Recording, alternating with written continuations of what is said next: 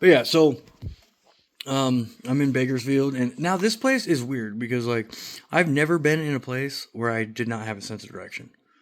Okay, but this place I could not make heads or tails of anything, and I could not figure out what direction I was going. I spent months going in circles in that place because all the canals, the yeah, all the canals are like in a big circle, and there's like a big river down the middle, and fucking it kind of you can only so many fucking roads cross the canals, so and everybody was giving me bad directions. I'd ask questions, and people just give me fucking bullshit shit, taking me way out to fucking, buttfuck Egypt somewhere, and so over time, and every so often I'd have this, that feeling again, like something bad is gonna happen, but I was at that point I had no other choice but to trust my intuition, you know. Because little fun fact, fucking your intuition is never wrong. We're just trained not to use it. But that was that was the gods or whatever fucking guiding me, and like I dodged several fucking ambushes, where I was supposed to be somewhere, or somewhere I said I was going to be, and I was guided not to go there, or go a different direction I'd never gone, or fucking do this, do that, talk to this person, whatever. And it fucking saved me because like they were trying to kill me. Like um there was one time, um I was supposed to be somewhere and they were gonna jump me and beat me to death. Um, One of my homeboys, fucking, they found him in the river. Fucking, couple days later, beat to death. Um, I don't know if he was going there to meet me or what, but you know, they just beat him to death and dumped him in the fucking riverbed. But there was tons of fucking. I was just being attacked spiritually. Fucking people just fucked me over all the time, and like like even all the like the scrapyard guys, um, because that's always been my thing, copper and catalytic converters, and allegedly and stuff like that. Even they wouldn't pay me fucking shit for anything. And every time I'd have an idea and I'd talk to somebody, and then they'd keep me from doing it, and then I'd find out that someone else did it, you know. And so they were stealing my ideas. The one time they fucking torched our camp and fucking burned all my shit, and um, they were keeping me from building things so I could be mobile and stuff. Like I'd build all these carts or go karts or bikes or whatever, and it'd get stolen, or parts would go missing that I needed to finish it, or fucking, just the spiritual confusion. I couldn't fucking concentrate. Like, it was all this horrible witchcraft shit going on, and so I'd stay somewhere until the heat got too heavy, and then I'd move, and I'd move. And I got to Oildale, and I was like, you know what? I'm not fucking going anywhere. I'm not doing this shit, And I stood my ground, and people would fuck me over. My best friend at the time, while I was out there, he straight fucked me over. Um, when they torched our camp, I had a bunch of fucking like electronic devices and shit I was building stuff with, and it all burned. Well, when I was digging through looking for hardware to build something, I found a big old blob of gold from those fucking, from that electronics. And I found it, and I fucking showed it to him. And then I got distracted and I never got back from him, and he stole it from me. And so I talked to him about it. I was like, dude, fucking, like I know this happened. Like the next day, he's like, I don't know what you're talking about. I found out later he did. Someone stole it from a guy that stole it from him, stole it from him. You know what I mean? And that could have been my ticket home, And so I told him, I was like, dude, I need something to show for that then. Like you've helped me out, you've been there, you've done me a solid, blah blah blah. And this happened shortly after I found a $100 bill on the ground, and he's like, oh, half. I was like, what are you fucking talking about, dude? Like, don't get me wrong, I'm gonna fucking hook you up, but I'm not giving you half. Are you fucking joking?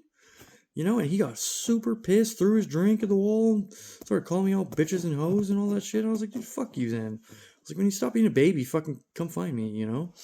I never pulled his friend card. He pulled mine, you know? And then because that was the day after I found the gold. And then the next day is when I confronted him about it. And then the day I was like, dude, by tonight we'll have another talk. stay findable. And he didn't. Or, so I found him. And he's like, I don't have that shit. And I was like, well, I guess I'm taking it out of your fucking skin then. So I grabbed a pipe off my cart and I fucking went over there and fucking, I yelled, oi, he turned around. I fucking nailed him right in the leg. And I was going to beat him decent, but allegedly. I wasn't going to kill him or nothing, but, I was going to make him, regret it. But his wife picked up a big old fucking piece of wood or something, branch or something. She nailed me in the back with it, and like, my initial response at this time is, I almost swung around and fucking nailed her with that pipe. I'll be honest, but luckily, I saw her, realized it was a woman. It pulled me back a minute. I was able to fucking gain control of myself. And I was like, bitch, put that fucking shit down or you're going to get this too. She's like, well, don't hurt him. And, me and her were decent friends too at the time. I think she had a crush on me too, but that's besides the point.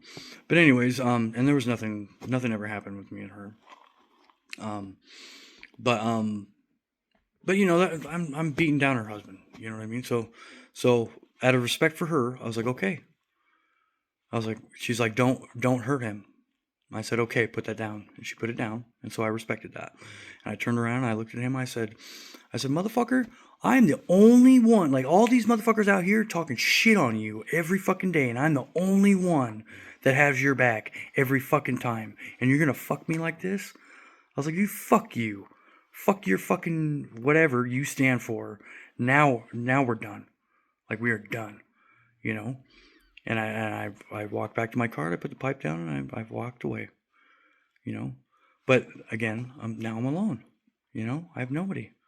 All these people trying to kill me, fucking fuck me over. Everybody's fucking me over, raiding my camp at night, stealing my shit. So I went further toward Rosedale, down Rosedale Highway, and there's an oil field out there. And I found this big oil container thing. Like a big ass motherfucker. It's like bigger than a house. But it had a small door on the side that someone had pulled a panel off. And so I started living in there. But this is in the middle of the desert. It's like in between two towns. It's fucking $1.10 outside. And I have no one. And people are fucking with my drug flow. So I'm falling back into that fentanyl problem. You know what I mean? Where I'm just useless for fucking weeks and I can't get clean. I want to get clean. I want to go home. But I can't. And all the scrap places are giving me nothing for all my effort, and I'm just running dry. I was getting all these Hispanic people would come around and feed the homeless people food, but every time I ate anything, I would get drugged, literally, and I'd be like drugged, passed out for days, and then I'd wake up and I was going through withdrawals, and I'm in the middle of the desert with no water, no drugs, no food. You know what I mean? Like, I barely made it out of there several times. Like, you wake up in a fucking humid-ass hot metal bucket, basically, at 110 degrees outside, not to mention how hot it is inside, and you've been passed out drugged for fucking 4 days. You wake up, your fucking tongue is stuck to the back of your head, and you can't breathe, it's so dry, and like... just really bad situations, but I made it out. But and then I'd figure something out. I'd get some food, and there was a Subway out there, and this Arab dude fucking ran it, and he would let me come and get water. And whenever I had food stamps, I'd buy a sandwich or whatever. He'd let me charge my phone. So he was good to me, But yeah, I wouldn't have made it out without him. So if you're watching, thank you.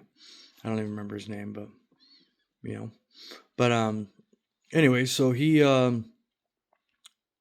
helped keep me alive, and but it was crazy because this was like, I don't know, like some of those nights were, it was so dark, and it just got to the point where like every day, every breath felt like broken glass. And every step, my feet are so raw because I can't find a fucking place to shower or anything. I had trench foot so fucking bad. Like, but I just had to keep trucking. I'd take a day off, let my feet air out, and then I had to go right back to it. And they were so raw, they were bleeding, smelled like dog shit, like fucking, but you had to keep going, Like some days it literally felt better to walk across the hot sand with no shoes on and my feet bleeding from the rawness than it did to take one more step with my fucking boots on, you know? And, and I'm pulling a 300-pound fucking cart because it has everything important, all my tools and everything I need to barely skim by, but I can't leave it behind, because then it's not going to be there when I get back and I have to start all over, and that means maybe death, so I just did it. But I just remember, like,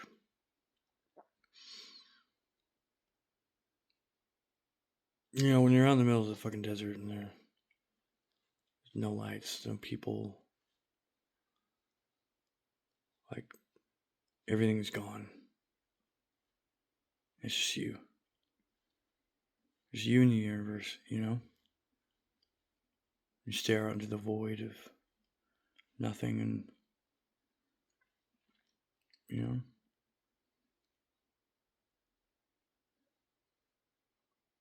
And they had me, like, people would say shit while I was passing by, and it'd basically be like implying, um, implying things. They're trying to incept ideas in your head. And at this point, like, I had come to believe that every person that I cared about had been taken out by the cartel already.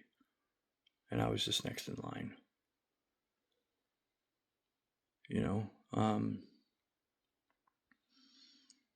And so I came to terms with,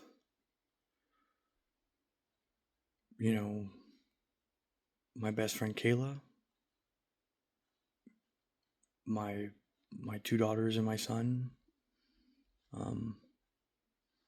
both my baby mamas, my parents, all my siblings.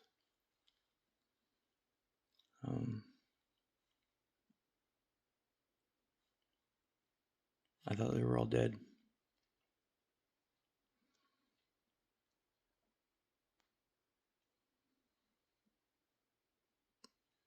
And I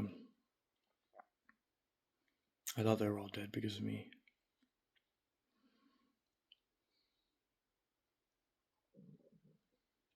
Up until that point, I'd just been slowly killing myself on purpose. And I figured it was just me, but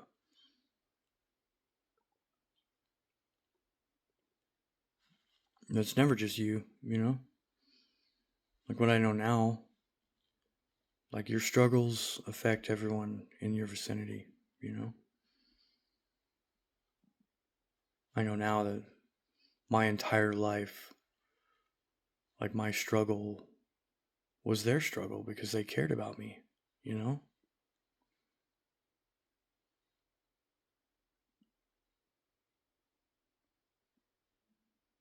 I'm, there's a few people, a couple of my siblings, my mom, my dad,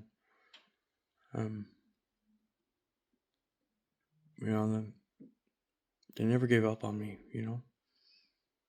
They loved me even though they had to watch me fucking destroy myself and destroy everything around me,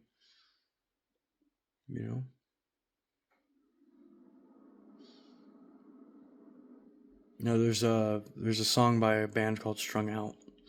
It's on an album called Exile in Oblivion. If you ever get a chance, fucking check it out. It's badass. Lyrics are fucking amazing. But in one of the intros to one of the songs, I can't remember what it's called, but he goes, Mother Mary, bury me in a place they'll never find. I kill only what I love, and what I love was never mine.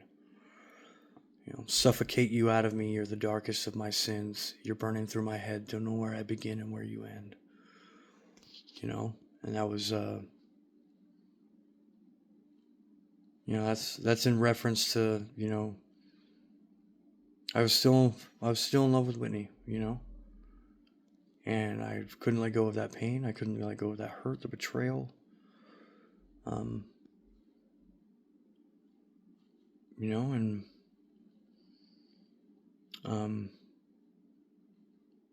but at the time, I'm thinking everyone I fucking love is dead.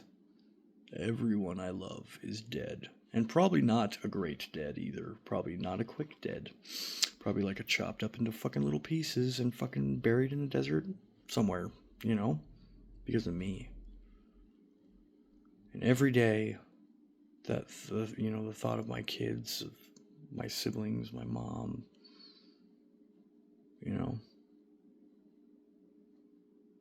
you see those fucking cartel execution videos. I've only seen a couple of them because I'm really not into that, but yeah, it's not pretty. And that's what I'm picturing, every day after that. And every day after that was the new hardest day of my life, And like I remember just sitting in the dark in the desert and fucking, you can hear the buzzing and the clanking of the fucking oil pumps, and and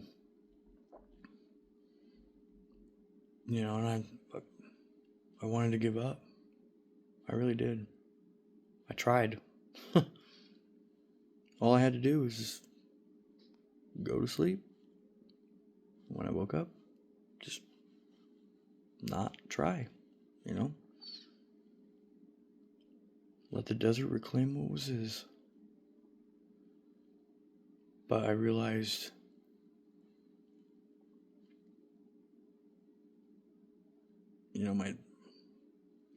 my dad never taught me that. I didn't know how to quit. I didn't know how to give up.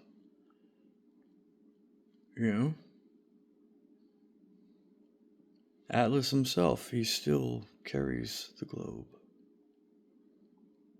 And that was my burden. Little did I know that burden would save my life.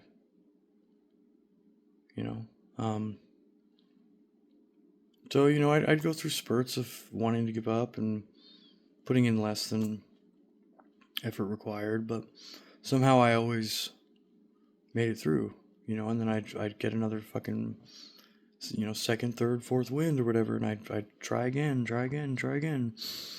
But in all reality, like the universe was it kept speaking to me, it kept saying, just leave it and go, just leave it and go, leave it and go. And I kept just being stuck to all this stuff, Oh, I need these things to survive and blah, blah, blah. Well, finally, I'm about to leave because this is getting hairy as fuck. Hairy as fuck. Like, all the fucking, the demonic attacks at night and just that, that feeling I've been talking about, and then I'd leave. Well, at this point, I had an actual, basically a house to stay in, so I had so much stuff out there, and I was like, I can't leave all this behind. And so I packed it up the best I could. That had to have weighed like 1,000 pounds. Fucking the thing was like 20 feet long, and fucking I had all this shit on it. I pulled it for a couple miles, and then I couldn't pull it anymore. And so I was like, okay, what do I really need? And I left half of it behind and kept going. And then I ran out of gas that way, And I finally, it got down to where I had I think a backpack and a duffel bag. And I left everything behind. And I lit it on fire. Because I was like, you're not having this shit. Oh, I think my dad's here. Here, I'll come back.